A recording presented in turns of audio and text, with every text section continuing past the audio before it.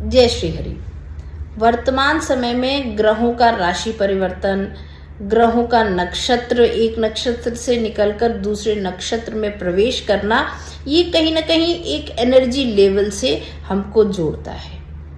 जन्म के समय भी जब हमारा जन्म होता है उस समय जो ग्रहों की स्थिति होती है वह हमारी जन्म पत्रिका में इंगित होती है कि जब हमारा जन्म हुआ सूर्य किस राशि में विराजमान थे, शनिदेव किस राशि में विराजमान थे, कौन से नक्षत्र में हमारा जन्म हुआ, चंद्रमा जिस राशि में विराजमान है वो राशि जन्म के समय हमारी जन्म राशि है। इस तरह की सारी खगोलीय घटना हमारी जन्म पत्रिका में सुरक्षित होती है।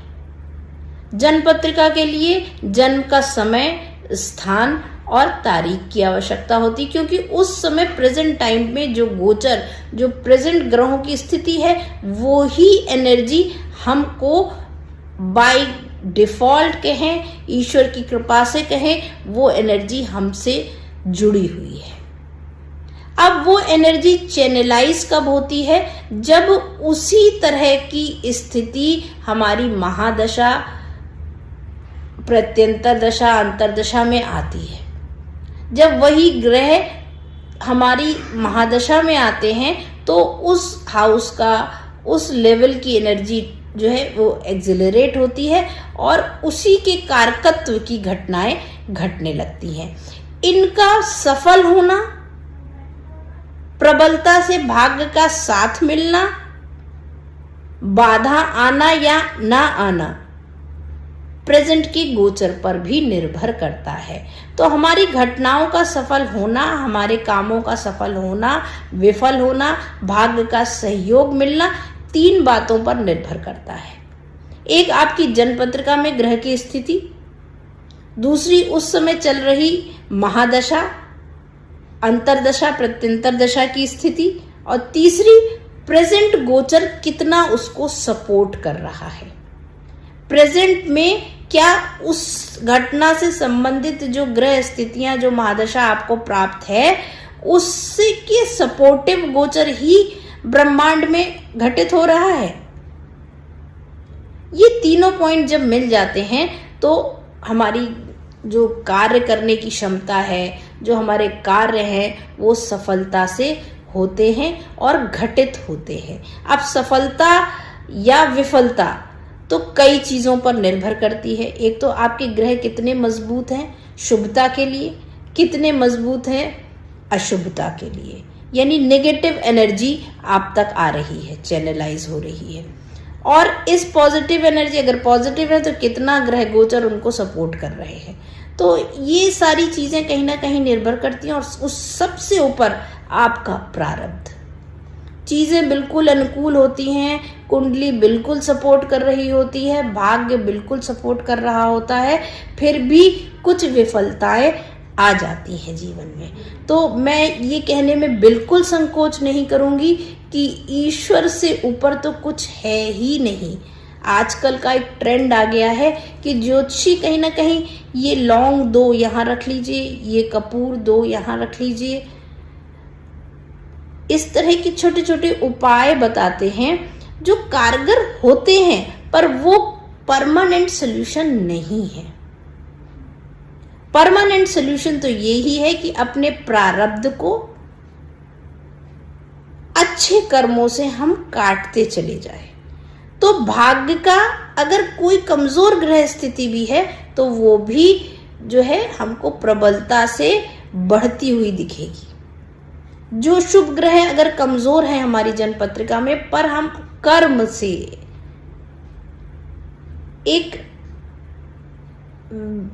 भक्ति भाव से, भगवान की शरणागति लेकर अगर हम आगे बढ़ रहे तो निश्चित तौर पर वो पॉजिटिविटी में परिणत हो जाएंगे। हमारे यहाँ तो श्री महाराज जी और संत गणों से हमने सुना है कि नाम जप करते रहें तो 12 भावों के जो है वो प्रारब्ध पलट जाते हैं। यानी कि ये जो 12 भाव जन्म पत्रिका में विद्यमान हैं, धन का भाव, लाभ का भाव, संतान का भाव, व्यापार का भाव, जीवन साथी का भाव, यश अपयश का भाव, आय का, व्यय का, ये सारे भाव कहीं ना कहीं भगवान के नाम के सुमिरन के आगे नतमस्तक है। ये नवग्रह कोई और नहीं, श्री हरि विष्णु के पार्षद हैं। तो जो एनर्जी लेवल हम इनका पूजन करके लेते हैं वो सीधे हम भगवान विष्णु के पूजन से भी ले सकते हैं। इसीलिए हम लोग रेमेडीज में जो चीज़ें बताते हैं कि आप भगवान विष्णु की पूजन कीजिए, आप हनुमान जी का पूजन कीजिए, इस पर विशेष बल देना चाहिए। ये आपके जन्म जन्मांतर के प्रारब्ध को काटने के लिए ये एनर्जी लेवल सक्षम है, ना कि आजकल के जो छोटे छोटे लौंग यहाँ रख दीजिए, तेज पत्ता इस तरह से जला दीजिए। ये रेमेडीज बहुत लॉन्ग लाइफ नहीं है और ज्योतिष का स्वरूप भी कहीं ना कहीं ये रेमेडीज बिगाड़ती हैं। एक क्षणिक लाभ के लिए, एक लाइक के लिए, एक सब्सक्रिप्शन के लिए हम इतने बड़े शास्त्र को कहीं ना कहीं उसका आकलन ठीक नहीं कर रहे। तो जो ये कर रहे हैं वो अपने रास्ते चले, हम जो सुन रहे हैं उन्हें भी थोड़ा सा विवेक से और विचारशील होकर ज्योतिष के वृहद ज्ञान का लाभ लेना चाहिए। आज एक छोटी सी बात आपके सामने ला रही हूं। 21 तारीख से लेकर 27 तारीख तक बुध देव यानी कि ग्रहों के राजकुमार बुध देव कृतिका नक्षत्र सूर्य के नक्षत्र में गोचर आरंभ कर देंगे। तो ये सूर्य के नक्षत्र में बुध का प्रवेश अपने में एक लाभ की स्थितियां और विलक्षण योग है। बुध और सूर्य बुध आदित्य योग का निर्माण भी करते हैं।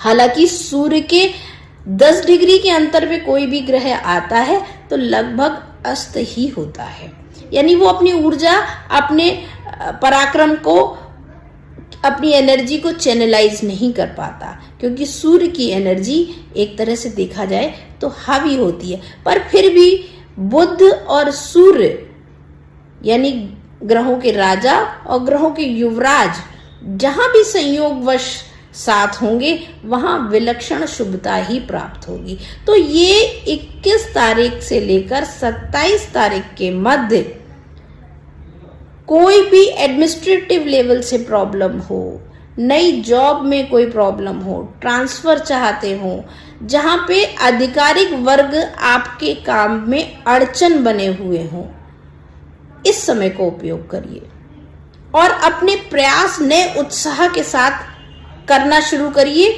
जो लोग नेगेटिव थे वो भी पॉजिटिव इस समय काल में होते दिखेंगे, बस प्रयास बहुत अधिक करना पड़ेगा। जिन लोगों को कहीं ना कहीं हायर एजुकेशन में दिक्कत आ रही थी या व्यापारिक विस्तार में, मान सम्मान में यश की कमी महसूस कर रहे हैं, उनको इस समय सूर्य देव को अर्घ देना आरंभ कर देना चाहिए इन दिनों में। और भरसक प्रयास करिए अपने काम पर। कोई काम जो लंबे समय से आपने सोच रखा है और वो काम नहीं हो पा रहा, उसका इनिशिएटिव लेने का समय है। एक बार प्रारंभ करिए उस काम को। बस श्री हरि विष्णु का नाम लेकर सूर्यदेव को अर्घ दें इस समय काल में, तो बहुत बहुत बहुत लाभ होगा। कोई कुछ नहीं कर सकता तो गणेश जी के मंत्र ओम गंग गणपते नमः का जाप करके अपने इस जटिल से जटिल काम को इस समय एक बार फिर से शुरू करिए। कहीं कॉल करना चाहते हैं जिससे काम बनना है तो एक बार इस तरह से मंत्र जाप कर कर भगवान की आश्रय लेकर अपने काम को शुरू करिए, देखिए आपको लाभ मिलेगा। इस गोचर नक्षत्र गोचर का यानी कि बुध देव का कृतिका नक्षत्र में विराजमान होने पर ये जो समय काल है सबसे ज्यादा लाभ वृष राशि वालों को देगा, सिंह राशि वालों को देगा और वृश्चिक राशि वालों को देगा।